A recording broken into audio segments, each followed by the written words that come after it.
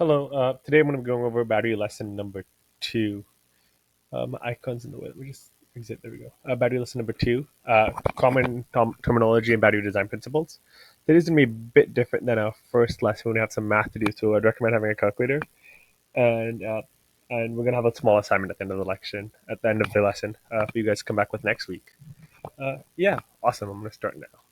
Yeah. So today in the class, we're going to be talking about determining system parameters, what battery is right for my system. It'll be really quick, and then setting up a system. So, what voltages and etc. you need to account for, how you find that, and etc. and all that.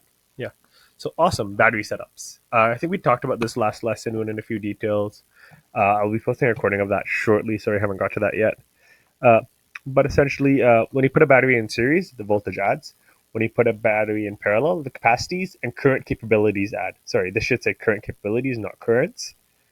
And yeah, so with the series setup, when you add a battery in series, the voltage is added, as I mentioned before. So series batteries attach the positive terminal to the negative terminal of the next battery, not next voltage. Sorry. So what do you guys think the total voltage of the system is? Can you guys do that math? And yeah, so you should have got 7.4 volts. And we got that by adding 3.7 volts by 3.7 volts, and that would give us a total voltage. Now for a parallel setup, when you add a pair of batteries in parallel, the capacities add. So uh, in a parallel, you attach the positive terminal of a battery to the positive terminal of the next battery, and then you attach the negative terminal of a battery to the negative terminal of the next battery. Uh, what is the total capacity of this pack? So the total capacity of this pack should be, I'll give you a second to do the math, uh, should be 5400 milliamps. So when connecting parallel cells, make sure the voltage is the same.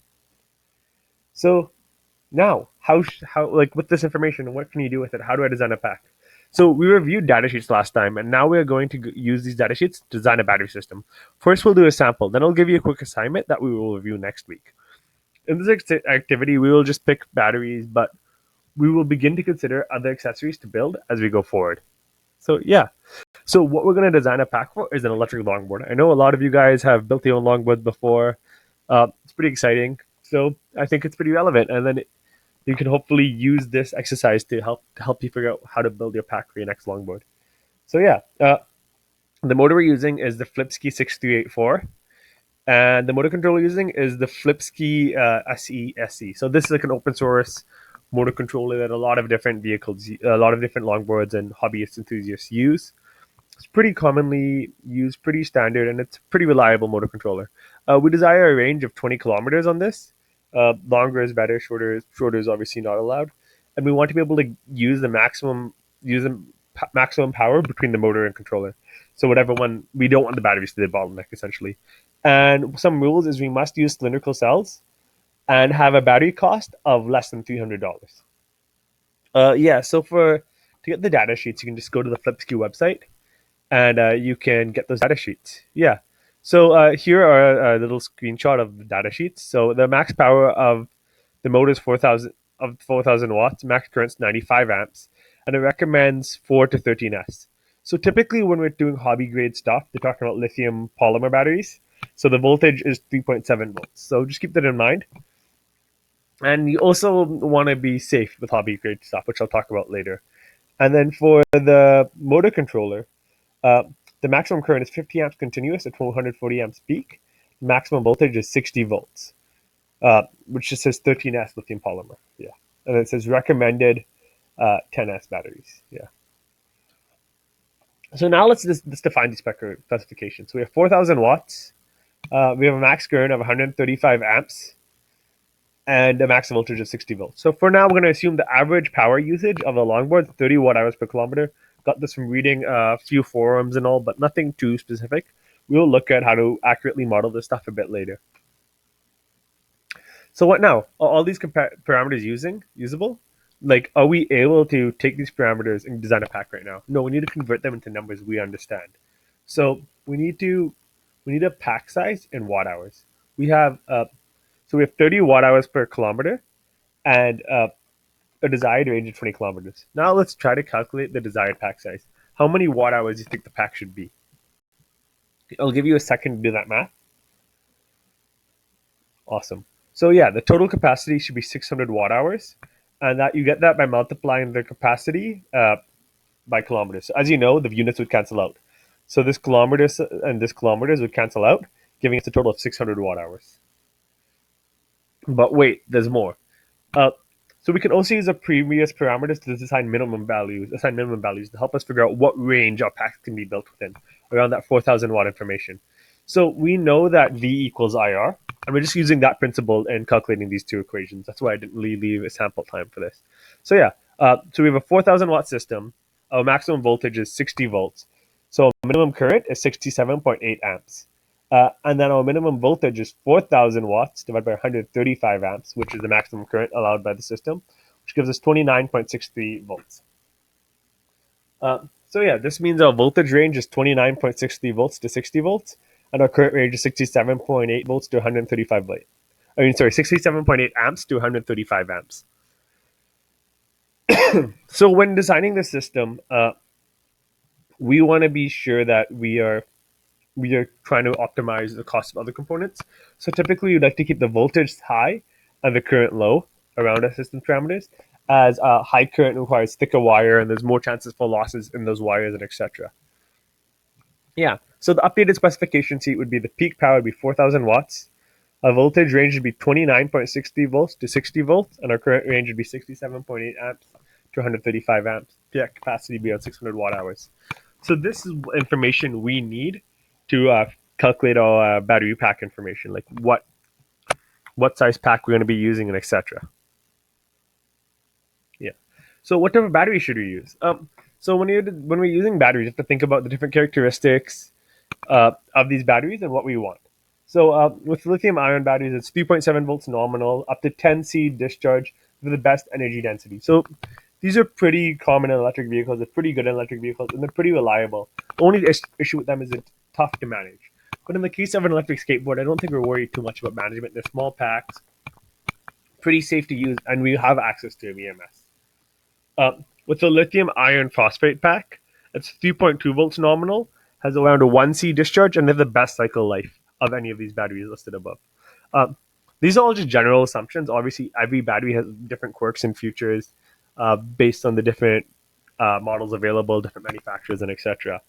Uh, so with the lithium iron phosphate, you can discharge it to around 20% each time, and you can still use them thousands of times. Just to refresh your memory, discharge is a percentage of energy in the battery you can use. So discharging it to 20% means you're going from 100%, so 4.2 volts, all the way to around 2.6, 2.7 volts, where you have 20% capacity left. I'm not sure of the exact voltage there, don't quote me.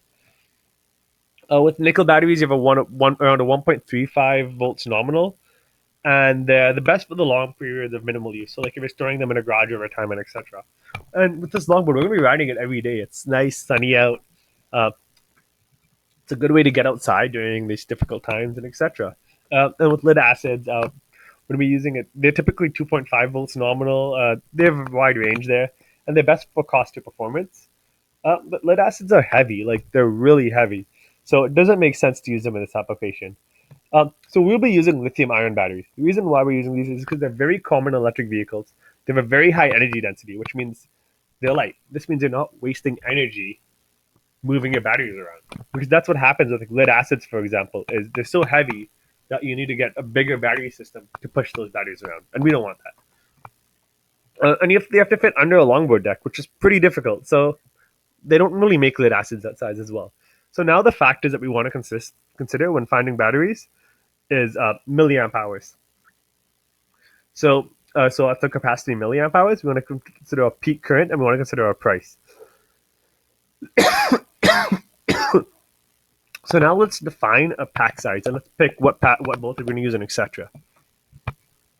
Uh, so you can recall we outlined these as a specifications earlier: the 4,000 watts, the voltage range, the current range, and the pack capacity.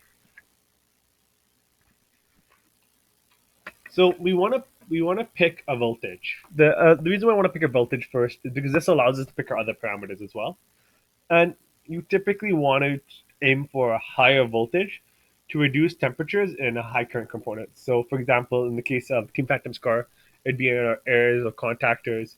In case of other components, you wouldn't want a lot of heat going through your resistor. You won't want to heat up your motor controller and etc. And it's typically easier to run wires and bus bars and etc. full voltage. But the maximum voltage of a lithium ion battery is 4.2 volts. Uh, so if we divide 60 volts by 4.2 volts, we get 14.38 cells in series. This is 14 cells in series is the maximum. But with hobby grade equipment, they're not that reliable. They tend to blow up, and they don't tend to have good warranties and good documentation. So we want some headroom. So we will pick a 12S pack to be safe. General disclaimer: if you're using a VESC or like any of these open source hobby grade controllers, you want to go to 10S. 12S packs tend to explode because of back EMF, which is essentially voltage that gets sent back from the motor from it spinning. Um, Specifically back EMF while braking. Sorry, I didn't specify that. Yeah. So now what's next? We need to see how much current and capacity we need. So uh, we use nominal voltage for these calculations because we're based around the average capacity voltage of the cell. So to calculate current, we're using P equals IV, and we have 4,000 watts and 12 3.6 volt packs in series. So if we divide that by the amount of watts, we get the current that we need to be able to source. And then to calculate capacity, we have to get from watt hours to amp hours.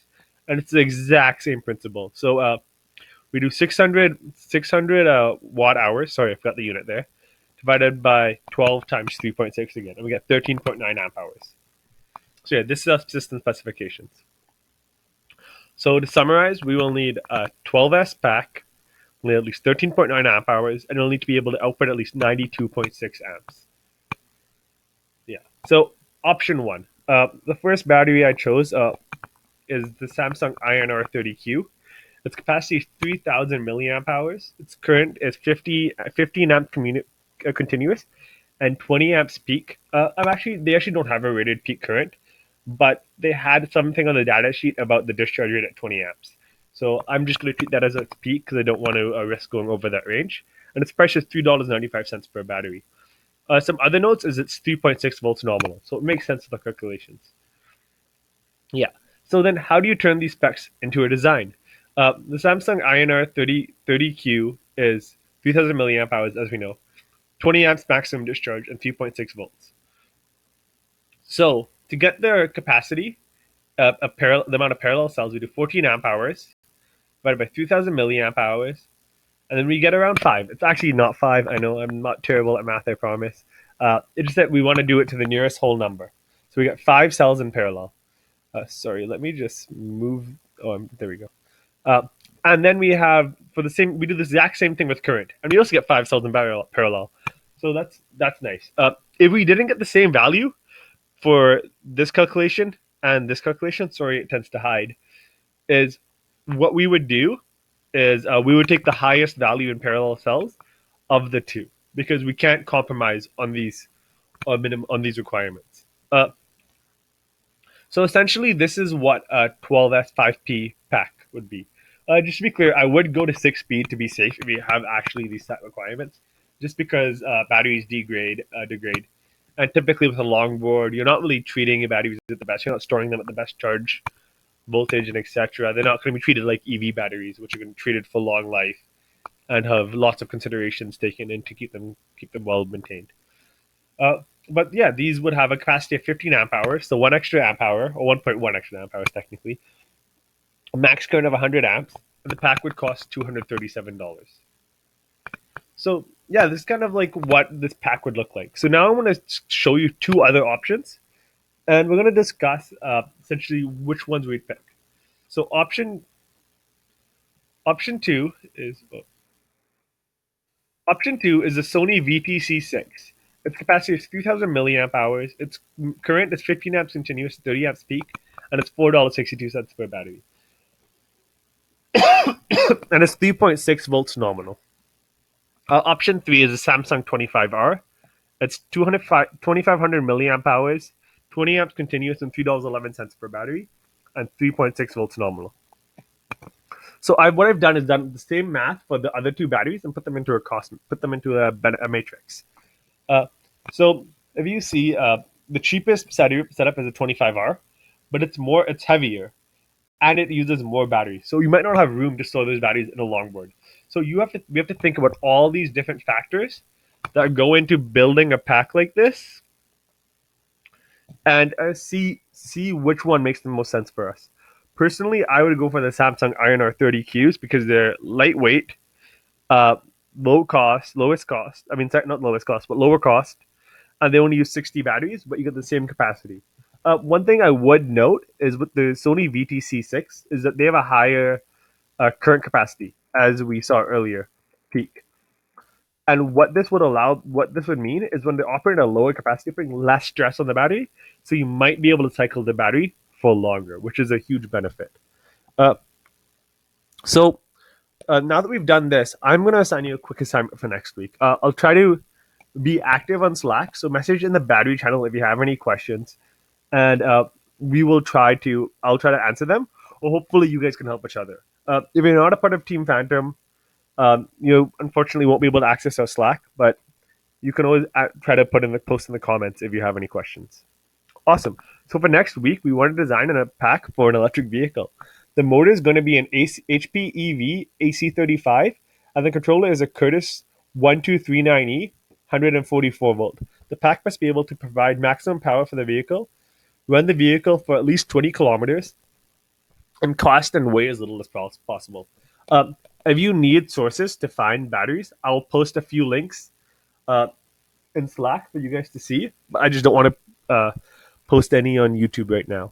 And then if you have any other questions, feel free to message me directly, or